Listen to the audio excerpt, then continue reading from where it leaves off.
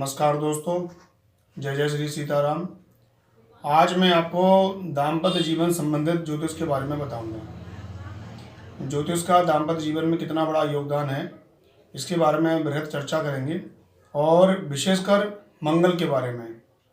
हाँ कि सभी लोग जानते हैं कि मांगलिक कुंडली के बारे में लोग जानते ही हैं, और मेरे पास कई लोग तो ऐसे आते हैं जिनकी बच्चियों का जन्म होता है, अगर वो उनकी कुंडली मांगलिक हो जाती है तो वो जन्म से ही डर जाते हैं। इसमें डरने की कतई बात नहीं है। मंगल दोष मैंने पूर्व वीडियो में आपको बताया भी था कुछ दिन पहले, लेकिन आपको आज मंगल के बारे में विशेष चर्चा बताऊंगा। मंगल चूँकि क्षत्रिय ग्रह है, सेना का अधिकारी है, या इसको क्षत्रिय ग्रह के साथ में लड़ाई झगड़ा इसको बहुत पसंद है, मार काट भी इसको बहुत पसंद है, और स्पष्ट वक्ता का भी कारक, लीडरशिप क्वालिटी का भी मंगल यहाँ कारक होता है। मंगल दाम्पत्य जीवन में काफ़ी उथल पुथल मचा देता है, यह सत्य बात है, परंतु यह हर जगह यह बात लागू नहीं होती है। इसके लिए विचार करते हैं कि आप जानते होंगे कि जन्म पत्रिका में, जन्म कुंडली में, यह जैसे कुंडली आपके सामने बनी हुई है, इस कुंडली में पहला स्थान, चतुर्थ स्थान, पहला भाव 2, 3, 4, 5, 6, 7, 8, 9, 10, 11, 12। अब विचार करते हैं कि मंगल पहले स्थान में अगर हो तो कुंडली मांगलिक होती है, चौथे स्थान में मंगल होगा तो कुंडली मांगलिक होगी, सप्तम में, अष्टम में और द्वादश भाव में। अर्थात इस प्रकार से अगर मंगल बैठा हुआ है इन भावों में तो जन्म पत्रिका आपकी मांगलिक होती है। लेकिन यह हर परिस्थिति में यह लागू नहीं होता है, क्योंकि ऋषियों ने काफ़ी ज्योतिष पर ग्रंथ लिखे। उन ग्रंथों में यह पाया गया कि सबसे पहले मंगल का दोष देखा गया कि मंगल होने से दाम्पत्य जीवन को नुकसान पहुंचाता है। परंतु फिर जब उस पर और संशोधन किए गए शास्त्रों में, क्योंकि मंगल की कुंडलियाँ तो लगभग 1, 2, 3, 4, 5, 12 लग्नों में से 5 लग्नों में मंगल की कुंडली बनी जाएगी, स्वाभाविक ये चीज़। परंतु मंगल का परिहार क्या हो, अगर मंगल की काट कैसे हो, जैसे जहर को काटता है, सर्प के विष की दवाई विष के द्वारा ही बनाई जाती है, उस कांटे के द्वारा ही निकाला जाता है। उसी प्रकार मंगल का काट भी मंगल के द्वारा या अन्य पापक ग्रहों के द्वारा किया जा सकता है। यह विस्तृत चर्चा अपन करते हैं इसके बारे में। मान लीजिए किसी जातक की कुंडली में मंगल लग्न में विराजमान है, यहाँ मैं लग्न को विशेष महत्व नहीं दे रहा हूँ, कोई भी लग्न हो, यहाँ मंगल अगर लग्न में विराजमान है और दूसरे जातका या जातक की कुंडली में यहाँ पर चतुर्थ स्थान में शनि विराजमान है, तो मंगल का दोष, तो कुंडली का मिलान, मांगलिक मिलान हो सकता है। अष्टकोट मिलान और मंगल का मिलान दोनों अलग अलग हैं, इस बात का विशेष ध्यान रखना है, वरना दिक्कत आ जाएगी मिलान करने में। तो मंगल का मिलान पापक ग्रहों के द्वारा भी किया जा सकता है। जैसे मैंने बताया कि एक जातक मंगल से मांगलिक है, दूसरा जातक शनि, राहु, केतु और सूर्य के द्वारा, उन्हीं स्थानों में सूर्य, शनि, मंगल, राहु, केतु अगर बैठे हुए हैं तो यह मंगल का निवारण हो जाता है, अर्थात मंगल का परिहार हो जाता है। मंगल का परिहार करने के लिए कुछ विशेष सूत्र भी हैं, उसके बारे में भी मैं आपको चर्चा में बताऊंगा। यह आपके समझ में आ गया होगा कि इन स्थानों पर कोई भी पापक ग्रह बैठा हुआ है तो मंगल का परिहार 100% हो जाता है। परंतु इसमें बहुत सारी कंडीशन ऐसी होती है, इसको सामान्य रूप से नकारा नहीं जा सकता है। जैसे मैं बताता हूँ, यहाँ पर देखते हैं, अगर मेष का लगन मंगल लग्न में बैठा हो तो मंगल का परिहार हो जाता है, क्योंकि लगन का मंगल जो होता है विशेषकर स्वास्थ्य के लिए, आत्मविश्वास के लिए, शारीरिक चोट इत्यादि के लिए और विचारों के मतभेद उत्पन्न करता है लगन का मंगल। परंतु यह मंगल मेष राशि का होगा तो मंगल का दोष नहीं लगेगा। इसी प्रकार चतुर्थ स्थान में मंगल वृश्चिक राशि का हो, अपनी वृश्चिक की स्वयं की मंगल की राशि है, मंगल इस राशि में स्वक्षेत्री भी होता है, तो स्वक्षेत्री मंगल कहीं पर भी हो और यहाँ पर भी हो तो मंगल का परिहार हो जाता है।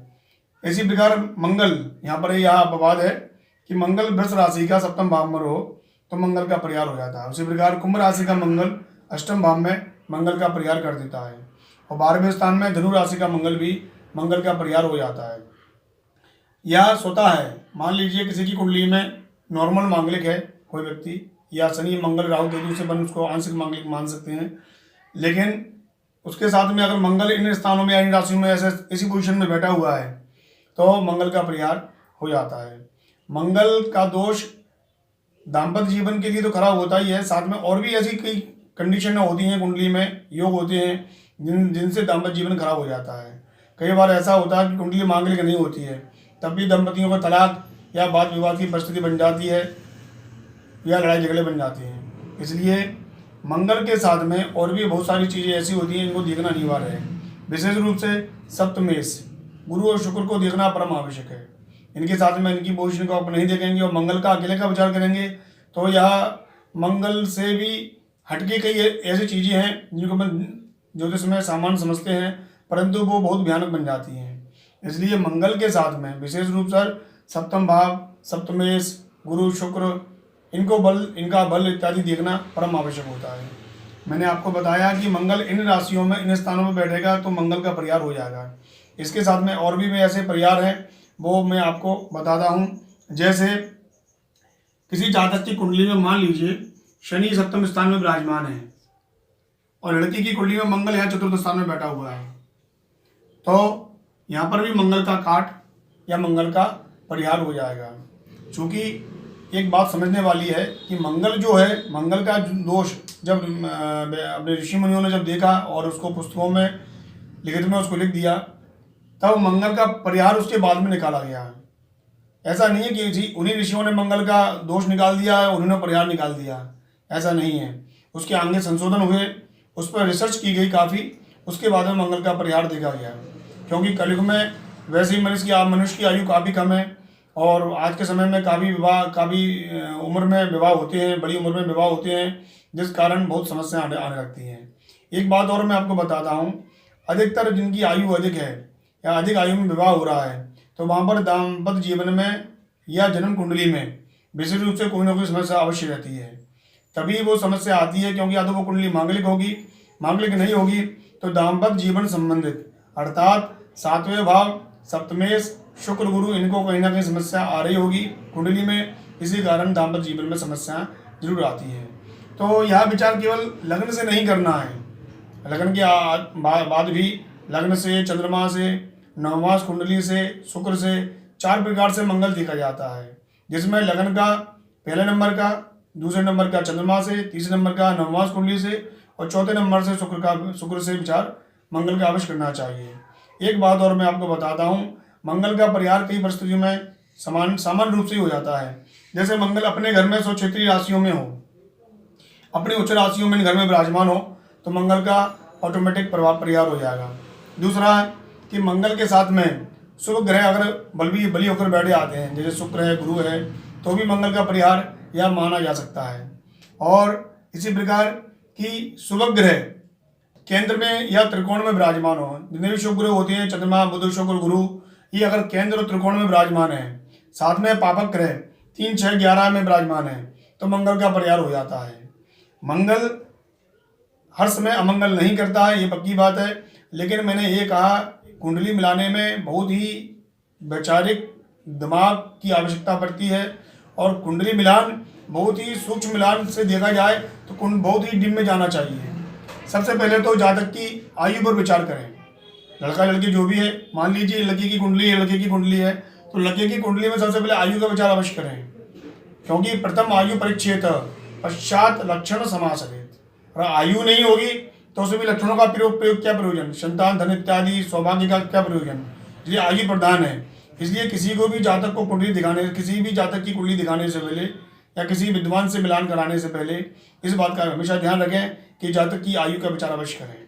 आयु के साथ में उसकी विचार, धन संपत्ति, संतान आदि पर उनको बाद में विचार करना चाहिए। पहले आयु प्रधान होती है, क्योंकि मान लीजिए लड़का अगर लंबी आयु का है तो लड़की सौभाग्यशाली आपकी रहेगी और सुखी में जीवन व्यतीत करेगी। लेकिन मंगल के साथ में अगर और भी ऐसे दिक्कत देने वाले कोई ग्रह बैठ जाते हैं तो कहीं ना कहीं वो परेशानी उत्पन्न जरूर करते हैं। यह विषय बहुत चर्चा का विषय है, इसको एक छोटे से वीडियो के माध्यम से नहीं समझाया जा सकता, लेकिन परंतु मैं जिस प्रकार से आपको समझाने का प्रयास कर रहा हूँ मुझे विश्वास है कि आपको समझ में अवश्य आएगा। अब दूसरी बात बताते हैं, मैंने जैसे बताया कि केंद्र में शुभ ग्रह विराजमान हो, पापक ग्रह 3, 6, 11 में विराजमान हो तो भी मंगल का परिहार हो जाता है। इसी प्रकार सिंह लग्न में और कर्क लग्न में अगर लग्न का मंगल हो तो मंगल का दोष नष्ट हो जाता है।